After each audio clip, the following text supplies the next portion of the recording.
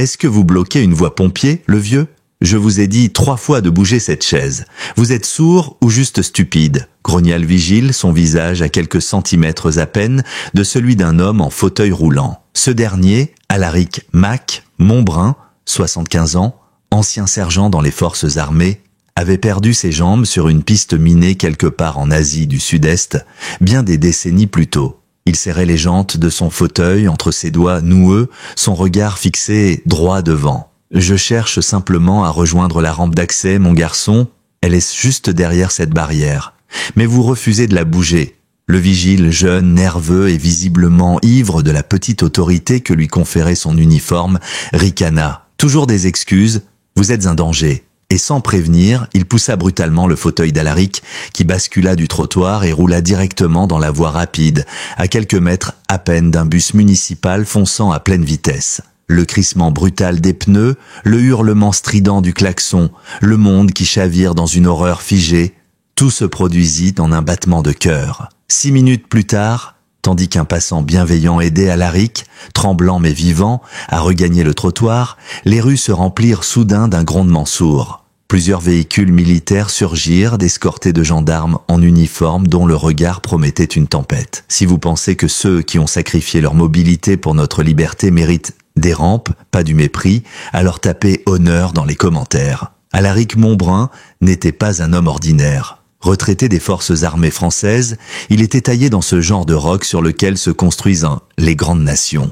Ses épaules, bien que courbées par les ans, portaient encore, dans leur silence, la mémoire d'un sac trop lourd, l'écho de responsabilités assumées. Ses mains, tordues par l'arthrose, mais toujours étonnamment solides, reposaient avec assurance sur les rebords de son fauteuil, familière de ce compagnon d'acier qui l'accompagnait depuis plus de 30 ans. Son visage racontait une vie de lutte, une cicatrice au-dessus de l'œil gauche, laissée par un éclat d'obus qui faillit le rendre aveugle, des rides profondes creusées par le vent des montagnes afghanes et le soleil des jungles malaisiennes, et des yeux d'un bleu saisissant, limpide, fatigué, mais brûlant encore d'une humanité farouche. Ce jour-là, son objectif semblait simple, participer à un forum de soutien aux anciens combattants, organisé dans le grand centre civique de la ville d'Autrive. Il y avait entendu dire que des représentants du ministère des anciens combattants s'y trouveraient, susceptibles de débloquer une demande de renouvellement pour ses prothèses obsolètes, celles qu'il utilisait chez lui pour de courtes distances. Trop lourdes, trop douloureuses à porter, elles n'étaient plus adaptées à ses déplacements prolongés, l'obligeant à utiliser son fauteuil dès qu'il quittait son petit logement adapté. Mais le centre civique, immense bâtiment administratif à l'architecture prétentieuse, s'était révélé un cauchemar d'accessibilité. Alaric avait fait 2 fois le tour du pâté de maison à bord de son fourgon équipé, avant de se résoudre à se garer 3 rues plus loin sur la seule place disponible. Le chemin jusqu'à l'entrée principale avait été un véritable parcours du combattant. Trottoir défoncé, bordure sans abaissement, poteaux mal placés. Et maintenant ce dernier obstacle. Il portait sa tenue habituelle, un pantalon beige repassé, un polo bleu marine impeccable et une veste légère ornée d'un discret insigne. Une petite croix dorée, symbole de son unité passée, le 3e régiment de chasseurs alpins. Rien d'ostentatoire, juste un rappel tranquille d'une appartenance toujours vivace. Il ne réclamait aucun traitement de faveur, seulement la possibilité d'accéder, comme n'importe qui, au service qui lui était destiné, et qu'il avait, plus que beaucoup, mérité. Le tumulte de la circulation résonnait autour de lui comme une mer d'indifférence. Mais Alaric était un homme de patience, une patience forgée dans les grottes du Cunard où chaque mouvement hâtif pouvait signer la mort. Pourtant, cette patience commençait à s'effriter. Il voulait juste entrer, parler à un conseiller, être écouté. Mais le jeune agent de sécurité ne voyait en lui ni un ancien soldat, ni un homme en difficulté. Juste un obstacle, un contretemps à son autorité. Il s'appelait Kevin Darche, 22 ans, embauché depuis quelques mois par une société de sécurité sous-traitée. Le genre de garçon qui se prenait un peu trop au sérieux, le regard toujours en quête d'un frisson d'ordre à faire respecter. Il arpentait le périmètre comme s'il gardait un bunker top secret. Sa main posée en permanence sur le talkie-walkie fixé à sa ceinture, comme s'il s'agissait d'une arme de service. Kevin avait vu Alaric approcher la porte de service du bâtiment, seule rampe encore visible. Mais cette entrée avait été bouclée à la va-vite à l'aide de barrières en plastique en attendant une livraison qui, ironiquement, avait déjà 3 heures de retard. L'entrée principale, elle, avait une porte automatique hors service, inutilisable sans assistance. Alaric, sans agressivité, avait demandé s'il pouvait passer. « Ce secteur est restreint. Vous savez lire, non? C'est une voie de sécurité. Vous bloquez l'accès », avait rétorqué Kevin, le ton cinglant. Alaric avait alors signalé calmement qu'aucun véhicule ne tentait de passer et que les barrières elles-mêmes bloquaient déjà l'accès. « Il me suffit de franchir 1,50 m VM pour atteindre cette rampe. Je ne demande rien d'autre, monsieur. Ne m'appelez pas monsieur. Je suis agent d'Arche pour vous, » avait-il menti, se donnant une promotion imaginaire. « Et je vous ai dit d'aller faire le tour par l'entrée nord. Cette entrée est également bloquée par des travaux, agent, » avait répondu Alaric, la mâchoire un peu crispée. Ce passage semble être la seule option encore praticable en fauteuil. Mais Kevin n'entendait plus rien. Il ne voyait qu'une autorité remise en cause, une vieille barbe en fauteuil, osant lui dire ce qu'il devait faire. Et ses nerfs lâchèrent. « Vous vous foutez de moi? Vous croyez que les règles s'appliquaient pas à vous parce que vous avez servi dans je sais pas quelle guerre? Toujours à chercher un passe-droit, vous autres. » Le « vous autres » claqua dans l'air, chargé de mépris. Alaric sentit sa propre colère monter. Lui qui maîtrisait si bien ses émotions, dont le calme avait sauvé des vies, sentit ses mains trembler. « Je vous demande un accès, pas un traitement de faveur. C'est un droit, au nom de la loi sur l'accessibilité. » Mais l'évocation de cette loi, que Kevin ne connaissait manifestement pas, acheva de le braquer. « Sourd ou débile, je t'ai dit de bouger. » Et c'est là qu'il poussa. Un instant suspendu, le monde penché sur le vide. Le fauteuil glissa du trottoir et bondit sur la chaussée. Alaric tenta de réagir. Des années de réflexes militaires le rattrapèrent. Il se pencha en arrière, agrippa les accoudoirs, empêchant le fauteuil de basculer. Mais la trajectoire était inarrêtable. Juste devant, un bus municipal surgissait. Le conducteur vit le fauteuil à la dernière seconde. Il freina avec une puissance désespérée, les pneus hurlant, la carcasse de l'engin tanguant dangereusement. Il s'immobilisa à moins d'1 mètre du fauteuil. Des passagers hurlèrent. Un silence glacé s'abattit.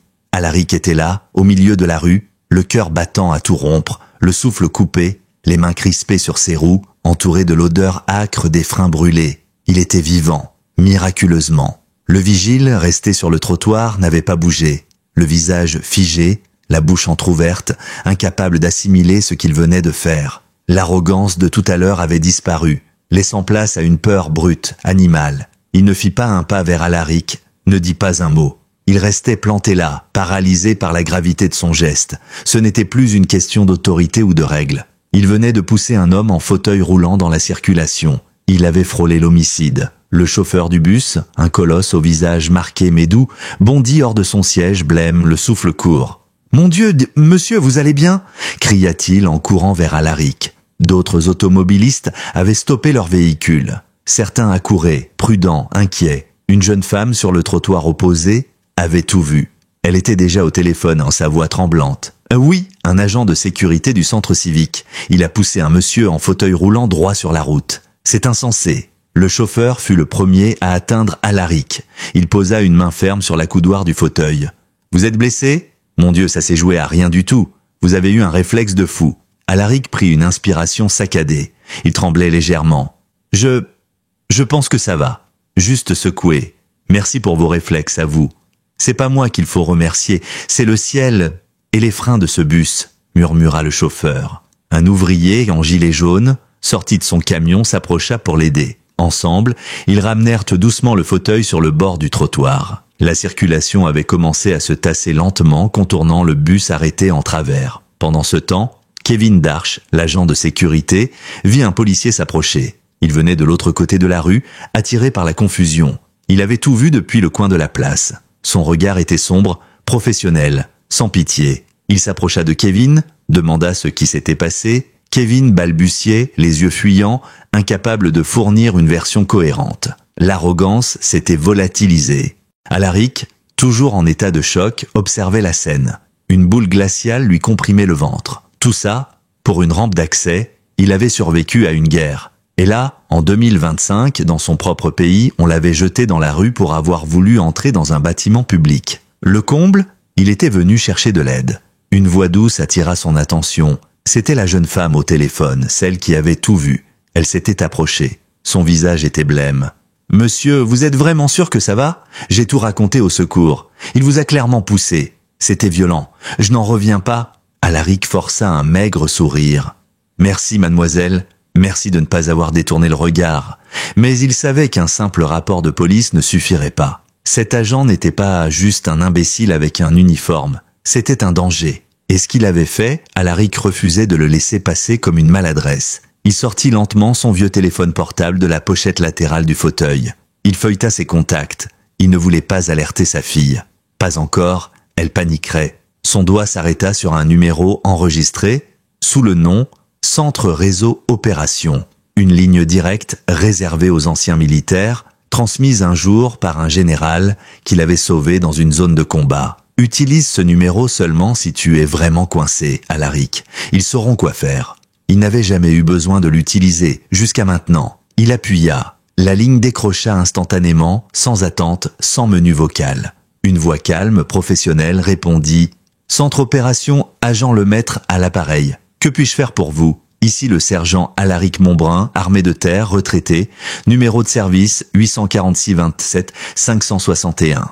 Je sollicite une intervention de niveau 3. Incident survenu au centre civique d'Hauterive, angle de la rue Jacquemart et boulevard Victor. Agression physique par un agent de sécurité contre un vétéran en fauteuil roulant, poussé sur la voie publique. Risque mortel évité de peu. Nom de l'agresseur, Kevin Darche. Le cliquetis rapide d'un clavier se fit entendre. L'agent Lemaître resta calme, mais sa voix se raffermit. Bien reçu, sergent Montbrun. Êtes-vous en sécurité immédiate ? Blessé ? En sécurité sur le trottoir ? Je ne crois pas être blessé au-delà de quelques contusions. Les forces de l'ordre sont sur place. Les secours arrivent. Très bien, nous traitons cela avec la priorité maximale. L'intervention niveau 3 déclenche un contact immédiat avec la gendarmerie locale, la cellule de liaison avec les anciens combattants et une équipe de terrain la plus proche. Étant donné votre dossier de service et la gravité de l'acte, nous informons également la délégation interarmée régionale. Alaric resta silencieux un instant. Il ne s'attendait pas à une telle montée en puissance. Il avait imaginé un appel, une plainte, peut-être une pression sur la direction du centre, mais pas un déploiement militaire, pas cette envergure. Reçu agent Lemaître, mon but est de que cet agent réponde de ses actes et que ce bâtiment devienne accessible comme il le doit. Objectif pris en compte, sergent, confirma la voix. Restez sur place si possible. Une équipe sera à vous dans moins de 21 minutes. Besoin d'un transport vers un hôpital militaire ? Négatif. Les pompiers sur place feront l'affaire si nécessaire. Reçu 5 sur 5. Centre opération terminé. Alaric raccrocha. Une étrange sensation l'envahit. Il avait déclenché une machine. Quelque chose d'énorme. Il ne savait pas exactement ce qui allait arriver, mais il savait que ces gens-là ne plaisantaient pas. L'ambulance arriva. Les sirènes se rapprochèrent en hurlant. En quelques secondes, l'endroit devint un chaos maîtrisé. Gyrophares, policiers, secouristes. Alaric répondit aux questions, calmement, méthodiquement. Il refusa d'être transporté à l'hôpital, insistant sur son bon état général, mis à part la peur. Il voulait rester, voir ça jusqu'au bout. Il allait demander aux policiers s'il pouvait enfin rentrer chez lui lorsque quelque chose changea brutalement dans l'atmosphère. Une vibration sourde, presque inaudible, mais qui grossissait. Les gens levèrent la tête. Le grondement se transforma en battement puissant, rythmé. Au loin, sur le boulevard Victor, surgit un convoi. Pas des voitures de police, ni des pompiers, des véhicules militaires, 3 blindés légers, suivis de 2 SUV noirs, sobres, avec plaques gouvernementales. Le tout éclairé de gyrophares discrets, mais qui n'autorisaient aucun doute. C'était du sérieux, très sérieux. Ils ne ralentirent au pas devant les cordons de police. Les agents présents s'écartèrent, visiblement informés à l'avance. Les véhicules se déployèrent avec une efficacité implacable, isolant l'intersection. Les portières s'ouvrirent. Une douzaine d'hommes et de femmes en uniforme sortirent. Gendarmerie militaire, silencieux, disciplinés. Ils établirent un périmètre sans un mot de trop. De l'un des SUV descendit un homme que même Alaric ne s'attendait pas à revoir. Grand, les cheveux argentés, les épaules droites malgré les ans, un regard capable de geler une pièce entière. Le général Marc-Antoine Delval, commandant du secteur logistique des armées, un stratège réputé, mais aussi un homme que le monde militaire respectait pour une chose, il n'abandonnait jamais un des siens. Il s'approche d'un pas calme mais déterminé. Les gendarmes militaires, comme les policiers municipaux, s'écartèrent avec une déférence instinctive. Le général s'arrêta à quelques pas d'Alaric. Un silence se fit. Les bruits de la ville, même les sirènes, semblaient s'être figés dans l'instant. Et dans ce moment suspendu, le général Delval exécuta un salut militaire lent, parfait, précis. « Sergent Montbrun ». La voix du général Delval était posée, grave, mais résonnait avec une autorité qui perçait chaque murmure ambiant. « Cela fait trop longtemps. On m'a signalé que vous faisiez face à des difficultés inacceptables. » Alaric, malgré les douleurs, le choc encore présent, tenta de redresser son buste. L'instinct du salut, gravé dans sa mémoire musculaire, le poussa à répondre depuis sa position assise. « Général Delval, monsieur, disons que c'est un peu disproportionné, non ?» Le regard du général se durcit. Disproportionné. « Sergent, on m'a rapporté qu'un agent de sécurité vous a poussé volontairement dans la circulation, mettant votre vie en danger immédiat. Si j'avais écouté mon premier réflexe, ce n'est pas une simple escouade que j'aurais envoyée. Ce que vous avez subi ne mérite pas seulement une réponse, mais une leçon pour tout ce système défaillant. » Delval tourna la tête vers Kevin Darche, désormais encadré par 2 gendarmes militaires. Le jeune homme était livide, tremblant, incapable de soutenir un regard. Le général s'approcha de lui, lentement. Son ton changea, devenant presque glacial. « Jeune homme, savez-vous seulement qui vous avez osé mettre en danger ?» Kevin ne répondit pas. Il secoua timidement la tête, les lèvres tremblantes. « Cet homme que vous avez traité comme un moins que rien est le sergent-chef Alaric Montbrun. Croix de la valeur, médaille de la bravoure, décoré à 5 reprises pour conduite exemplaire au feu. Il a protégé ses hommes en couverture directe contre un tir d'artillerie, a porté secours à des civils sous le feu ennemi et a survécu à une embuscade dans laquelle il a perdu ses 2 jambes en neutralisant une menace. Vous l'avez poussé parce qu'il vous dérangeait? Parce qu'il cherchait simplement un accès au lieu d'un forum destiné aux anciens combattants? Les mots du général claquaient comme des ordres dans une cour de caserne. Même les policiers municipaux en restaient pétrifiés. La non-conformité de ce bâtiment aux normes d'accessibilité, poursuivit Delval en se tournant vers un homme essoufflé, visiblement un cadre de la direction du centre, est une honte nationale, mais l'agression d'un héros de guerre par un sous-traitant en uniforme, c'est une insulte que nous ne tolérerons pas. Gendarmes, emmenez-le. Il sera traduit devant la justice pour mise en danger de la vie d'autrui. Agression sur personne vulnérable et violation de la loi sur l'accessibilité. Les gendarmes militaires procédèrent sans un mot. Kevin Darche pleurait maintenant, les jambes flageolantes, comme s'il prenait seulement conscience de ce qu'il avait déclenché. Le général Delval n'accorda plus un regard au jeune homme. Il se retourna vers Alaric. « J'ai une équipe médicale dans le véhicule. Ils vont vous examiner. Ensuite, vous venez avec moi. Nous irons à ce forum ensemble. Et ensuite, je vous promets que nous réglerons définitivement ce problème de prothèses et de logement. Fini les marches, les rampes bloquées, les guichets injoignables. » Alaric secoua doucement la tête, submergé. « Monsieur, c'est beaucoup. Je ne demandais pas autant. Juste un accès. Ce n'est pas assez, Alaric. Ce ne sera jamais assez pour ce que vous avez donné. Mais c'est un début, » répondit le général, sa voix redevenue calme, presque paternelle. Les secouristes militaires examinèrent Alaric avec précaution. Contusion, tension élevée, stress. Rien de critique, mais l'incident avait laissé une empreinte plus profonde qu'il ne voulait l'admettre. 1 heure plus tard, Alaric Montbrun n'entrait pas dans le centre civique en roulant seul dans les marges. Il y entra assis dans la voiture personnelle du général Delval, escorté, attendu, reconnu.